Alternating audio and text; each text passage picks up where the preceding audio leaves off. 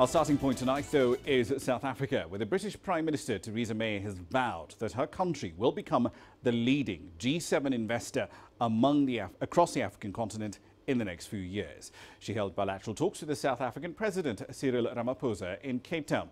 Now, her Africa tour to South Africa, Nigeria and Kenya is designed to push trade and investment within the continent, particularly her trade blocs, as the UK prepares for its departure from the European Union.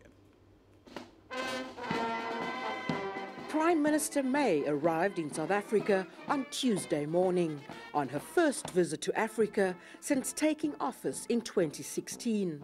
She said while the historical links between South Africa and the UK were hugely important, it was now time to deepen their economic partnership.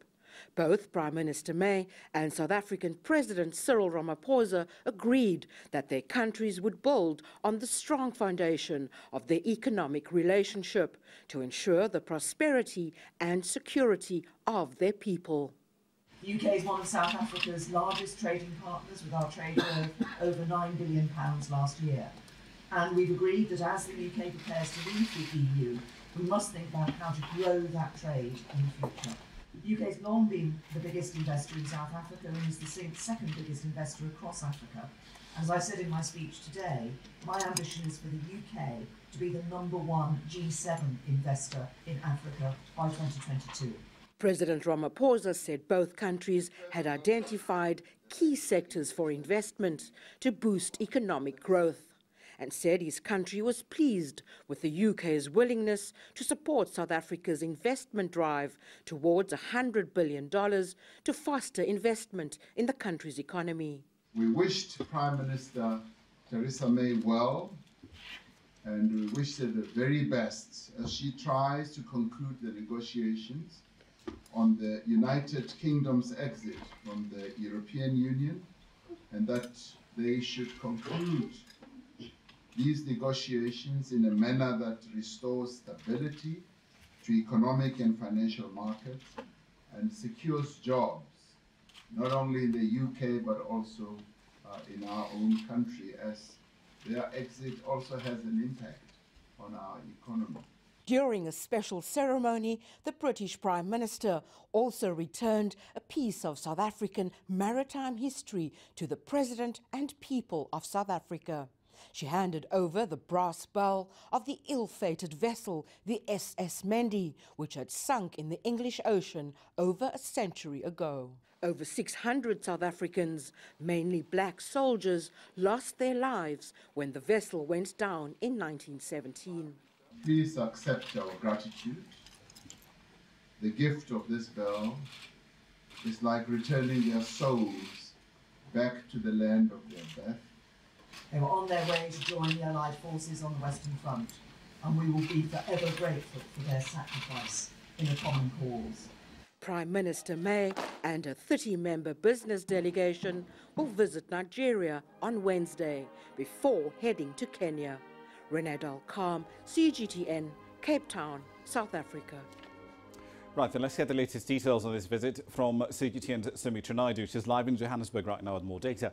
Sumitra, what reactions are you getting to the UK's renewed focus on trade and investment in Africa following the Prime Minister's speech today? Is there something to work with here, or is the UK making its play too late in the game?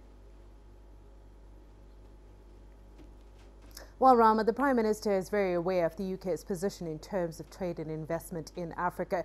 It's still lagging at the back, and whilst it is an important trade partner with South Africa in particular, it's nowhere near the amount of two-way trade between South Africa and the US, and of course with China that's overtaken everybody.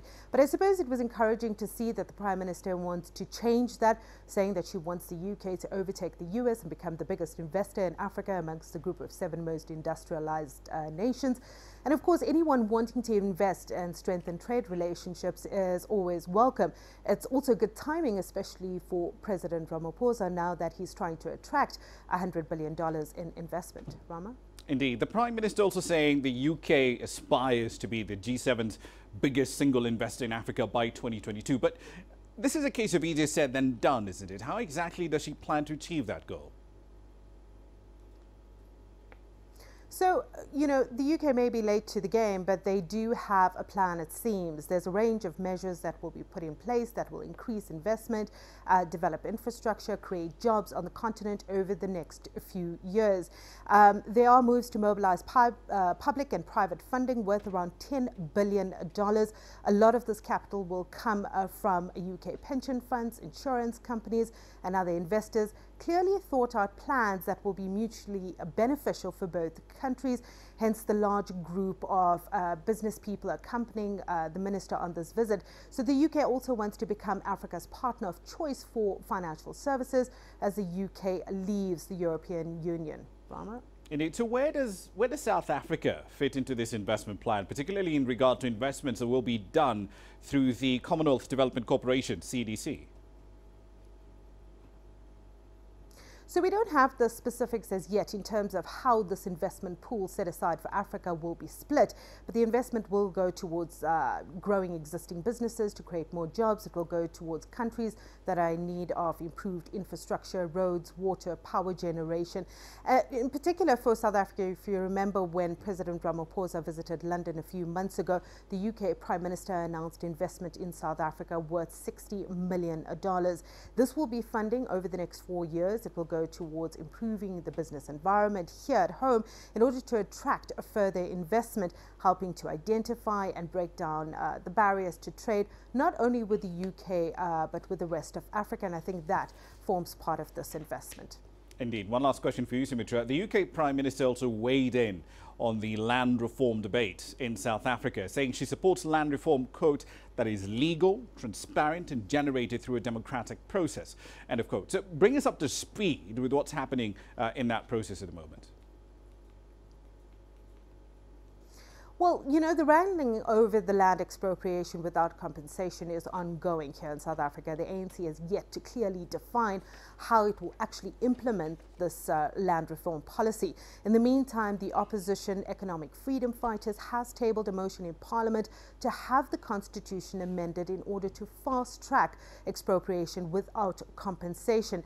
Parliament, though, is yet to complete its own investigation. So it's still very uncertain times, as there are a number of serious consequences should all of this not play out as planned. And it is making investors very nervous. The Prime Minister's comments, though, and the policy today, though, is being seen by some analysts as good news for Ramaphosa, especially as it's almost an endorsement, a stamp of approval that could help ease investor nervousness around these issues, especially after the unfortunate Twitter comments made by US President Trump on land grabs and farm killings.